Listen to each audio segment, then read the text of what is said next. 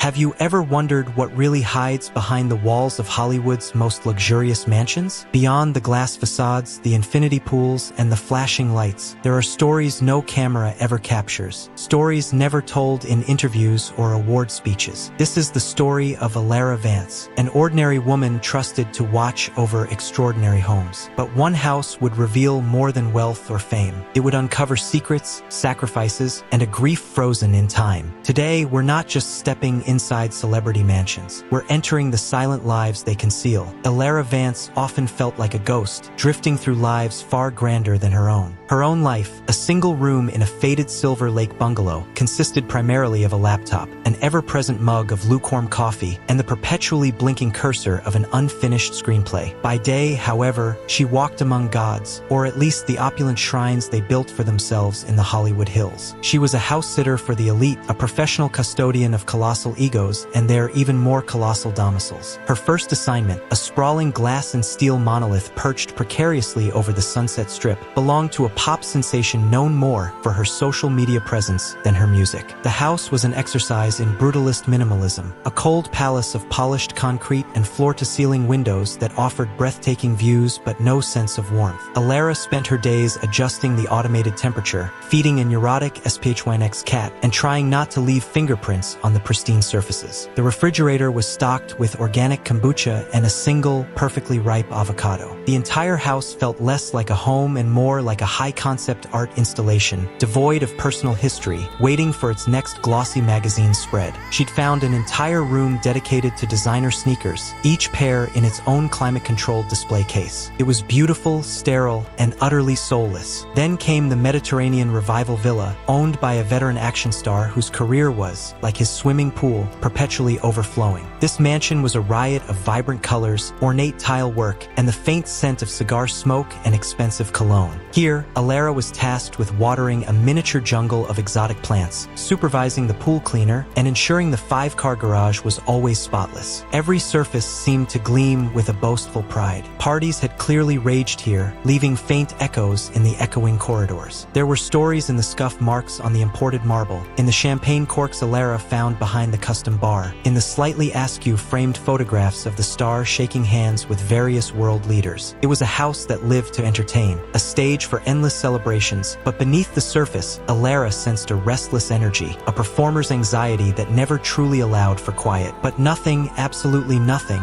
prepared her for the Bellwether estate. It was nestled in the deepest canyons of Beverly Hills, shrouded by ancient oaks and ivy that clung to its stone facade like an emerald cloak. This was the home of Evelyn Bellwether, a name whispered with reverence in old Hollywood circles, a legendary actress who had graced the silver screen in the golden age and then, decades ago, simply vanished from public life. The agency had warned Alara that Ms. Bellwether was exceedingly private, almost reclusive, and that her house was less a residence and more a living museum. The moment Alara drove through the wrought iron gates, she felt it, a palpable sense of history, of lives lived, triumphs and tragedies played out within these walls. The mansion was a sprawling Tudor Revival masterpiece, all dark timber beams, leaded glass windows, and steep gabled roofs. Inside, it was a symphony of rich wood paneling, antique Persian rugs, and the faint, sweet scent of aged paper and dried flowers. Unlike the previous houses, this one felt lived in, despite its owner's absence. Dust motes danced in the shafts of sunlight slicing through the heavy velvet curtains, illuminating shelves crammed with leather-bound books, forgotten awards, and peculiar curiosities from around the globe. Her primary duties were simple: ensure security, water the few indoor plants, and generally keep the grand old dame breathing. But for Alara, it was an archaeological dig. She explored with the quiet reverence of a librarian in a forbidden archive. Every room was a chapter in a story. The grand ballroom, with its silent piano and faded frescoes, spoke of glittering soirees and the ghosts of laughter. The library, a cavern of leather armchairs and floor-to-ceiling bookshelves, invited contemplation, its volumes holding centuries of whispered secrets. In the master bedroom, a vast sanctuary of carved four-poster beds and heavy tapestries, Alara found a vanity table laden not with modern cosmetics, but with antique silver brushes, delicate crystal perfume bottles, and a tarnished hand mirror. Beside it, tucked away in a velvet-lined drawer, she discovered a small, leather-bound journal. It wasn't locked, but its brittle pages felt sacrosanct. She hesitated, a wave of ethical conflict washing over her. But the call of the story was too strong. The journal entries began in the late 1940s, diaries, penned in a delicate, elegant script. They weren't a daily log, but rather fragmented thoughts, poetic observations, and profound reflections on love, loss, and the relentless pressure of fame. Evelyn wrote of her early struggles, the heady rush of her first successes, and the suffocating feeling of being constantly watched, constantly judged. There were cryptic references to a hymn,